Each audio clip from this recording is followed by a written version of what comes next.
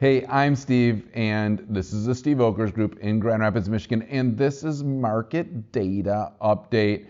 We are in December. Obviously, we're talking in arrears, so we're talking about November's data and past, and it has been eventful this year. Kevin, I just want to say thank you behind the camera. I got to take a picture of you, big guy, because this has been fun. We started this at the beginning of the year just with the idea that things were going to change. We could see a shift coming or something was going to adjust. I noticed a lot of agents were just publishing stuff saying, oh, this is never going to end. This is going to be amazing. And then we saw a correction. So we want to talk about that. And we're hoping just to keep this thing going in the new year, right? We have found that we have some bankers that are now following along on a monthly basis and asking me what's happening. My financial advisor was texting me this morning, and we're going to get her on here, I think. So we might have some guests next year, Cav, I think is what we're going to do. But let's get to the data. That's what you're here for. Thank you for participating. So I just grab random stuff, and then we put the data behind it with some really just what's happening in the day-to-day of us doing the activity of selling real estate. So this week, I just printed this. Jerome Powell, he's like the really smart dude that like does all the things behind the curtain, but he actually goes in front of the curtain and talks, and whenever he talks, then the whole market changes. So he is the Fed chairman. He's the one who sort of leads the charge on interest rates and the federal policy for the economy, right? And he said this week that we were in a housing bubble. This is the news. Duh, right? Like, of course, we all knew that. Come on. Like, we were in a housing bubble, he said, from the pandemic, right? So since the pandemic hit, we started seeing it this summer. There was a bubble, right? And we could tell it. And I love the data, Kevin. So we really are going to show that and have that conversation on the bubble. Now, the question with a bubble, we all remember 2008, 2009, 2010, where the bubble, the housing bubble, popped, right? Maybe even exploded, we could probably say. The question right now, is the bubble going to pop, or is it just deflating? That's kind of the word I'd probably use for it. I don't see any popping, I just see a deflating, which was their goal, right? The Fed's goal was to raise interest rates to cool off inflation. One of the biggest areas of inflation or growth was in housing. From that bubble, the prices were going up too fast. The inflationary pricing was just too much. Housing was one of your biggest ticket items for purchasing, obviously. If that goes up 15, 20%, it's no longer affordable, and there we go. So the question is, or what they've been trying to communicate is their goal in raising interest rates is to soften the market enough to have sort of a balanced market, right? To get back to a balanced market, or deflate the market a little bit in order to come back. He even said, so the housing market will go through the other side and hopefully come out better place between supply and demand. So their idea was interest rates will hopefully balance supply and demand, which then will balance the inflationary pricing and bubble. So hopefully we end up with what they call soft landing. The question is, are we going to have a soft landing or not? We are going to find out, I think, over the next couple of months, right? So we are at the bottom, I think, of the landing right now. Unless they go and raise them again and we hit a 8% or 9% interest rate, which it sounds like they might level off a little bit. Rates have been coming down for the last couple weeks. And so I think if we can just settle into this rate, which it seems like we are, we might actually deflate to a point where we're at a soft landing and then just can manage without popping the bubble and still have opportunities to go forward. So I got a lot of notes here, Kevin. We talked about the Fed. What is the market saying in Grand Rapids? Are we softening? How do we act now? So let's get to the data. I'm getting old, Kev. I gotta maybe get the bifocal. Is it time, you think? Kevin's saying it's time, but I don't know. I do this little thing where I've learned to drop them when I need to. But anyways, we're just going to put them up and out of the way. So residential sales, we've been talking about this month over month since the beginning of the year. We're down 31% in sales volume last month compared to last year, 28% times the 5-year average. We're down 10% this month overall. So the last 5 years, we've been about 12,000 units sold. We're only at 10. Last month we only sold 700, right? So we could end up under 1,100 units sold for the end of the year, which would be 10% off. That's pretty significant. 1,000 transactions is pretty significant. And what you're seeing with the market correction or that softening or deflating, we had been seeing this growth of 3%, 6%, 5%, 5%, 6%, 6%, 4%. Last month it was 1%, right? So what you're going to see is that is a dollar volume year to date. So what we're seeing is maybe at the end of the year, we won't have that big of a growth pattern as we did last year. So really interesting to see. Yearly medium home prices are up 12%. So we are up the last 3 years. This year we're up 12%. Last year was 15%. The year before it was 9%. But you have to almost take the middle of 2020, which was June and July, where COVID, we had gone through, everybody was starting to go out, the restaurants were starting to open up. We had to sign in. Remember, we had to sign in our name and phone number and almost put blood down if we wanted to enter the restaurant, to then going through the last basically 2 years until this June. That's where they're talking about the bubble, and we'll see it in a minute. So price per square foot leveled off this month compared to last month. The amount of showings to pendings leveled off. The big one, the average price per square foot, which we've been really tracking, was negative for the first time since May of 2020, right in the heart of COVID, right?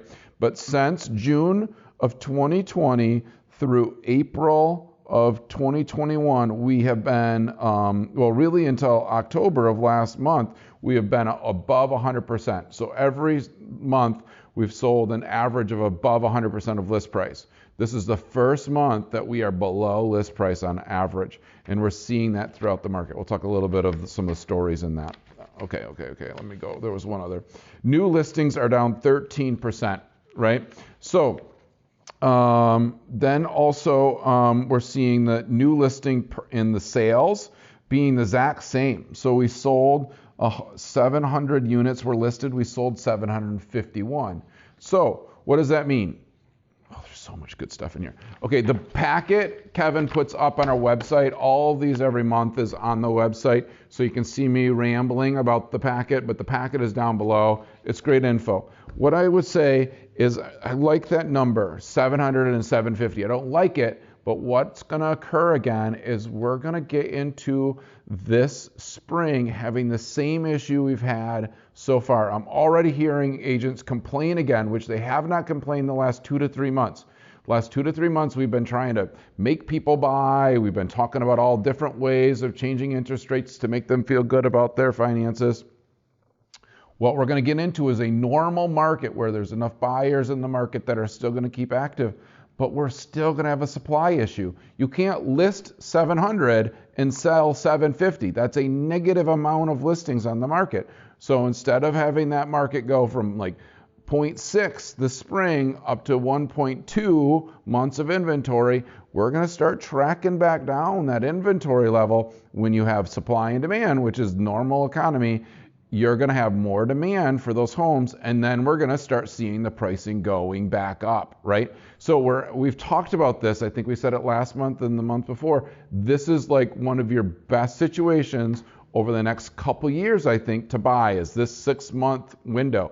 Even towards next spring, we're already going to get hot. We're starting to see it now. Buyers texted Rachel and I yesterday, 3 houses listed this weekend. They want to see all 3 have offers and are pending. We haven't seen that. We were sitting back a little bit. Yeah, when do you want to see them? Thursday? Great. 70% would still be out there. Maybe 1 out of the 3 would be gone. But now all 3 were gone. And we're starting to see the creeping back of appraisal gap guarantees, or we're starting to see on the good listings where people are going above list price again and they're covering that cost, or they're doing the escalation cost, saying, I'll pay $1,000 more than anybody other up to X. We have not seen that on the regular basis the last couple months. Yes, it still is out there for the good listings, and there'll always be an agent that's publishing that they sell stuff in 3 days and they're amazing. But I'm talking about averages, and I'm talking about data, not just little tidbits on social media about an agent being amazing. They might be amazing. I'm just saying the reality is data, not just highlights and stuff like that. So I would act soon. I think buyers are getting used to the new rates. Agents and lenders are getting used to changing or helping them see an opportunity by paying down points, creating a new thing. Or what we also are seeing that in the economy, jobs are still steady and people are getting raises. When they get raises, then all of a sudden the affordability goes away, right? So it wasn't affordable the last couple months. They get end of year raises, all of a sudden it's affordable for them to buy again because they're making more money and the interest rate is no longer, they bridge the gap of that interest rate increase, right? So I had a publisher call me that runs a pretty big online platform and a pretty big news entity. They called to interview this week, and they believe that Grand Rapids is going to be in the top 10, I just said it, top 10 markets for increased value next year. Their economists, their people, their widgets behind the thing think we might actually see a 10% growth again next year. Now that's not 15%, but 10% is still freaking amazing, right? Like, I'm sorry, 10% on a $300,000 house is $30,000. You buy it right now, at the end of the year, if we go up by 10%, you just got $30,000 by just paying the mortgage where you got to live somewhere anyways. So that's the beauty of real estate. Now, those that bought this past year, like in June and July, they might be freaking out because they're like, oh man, we paid top of the market in May and now it's end of the year. We don't see our value increasing by 10%. Hold on, you'll get there. It's just we had a little bit of a bubble. The bubble needed to deflate enough to rebalance the market, and I think inventory still is going to be our greatest issue if rates stay similar to where it is. Boy, that's a lot of stuff I just said. Anything, Kev, that we need to go back through that you thought was interesting? No, not that you can think of? Guys, I just still want to say housing is always going to be needed. You need a place to live. And rent continues to go up. They're building so many rentals in West Michigan. They wouldn't be building hundreds of units of rentals if they didn't see a need for housing and putting people in it. So these builders are not building as many single family homes to purchase, but they're building thousands of rental units. So they believe there's lots of people either staying in Grand Rapids or are going to need housing over the next couple of years if they're putting all that money. And the banks are giving them the money to buy and build the rentals. But we're not building houses. If we're not building enough houses, what happens to the housing value when you get sick of renting and you just lost out on the 30,000, 10% growth last year? You're going to call us. We're going to show you a house. You're going to pay more in a year from now than you would right now. That's the way that we're seeing it over the next couple of years still. I'm Steve. This is December's market. Happy holidays. I love Christmas. It's sort of like politically incorrect to say Christmas, I think, or something like that, but I don't really care. I really love the holidays, and I hope that you and your family are well, that this brings you value. Thanks for participating along. I'm Steve. We'll talk to you later.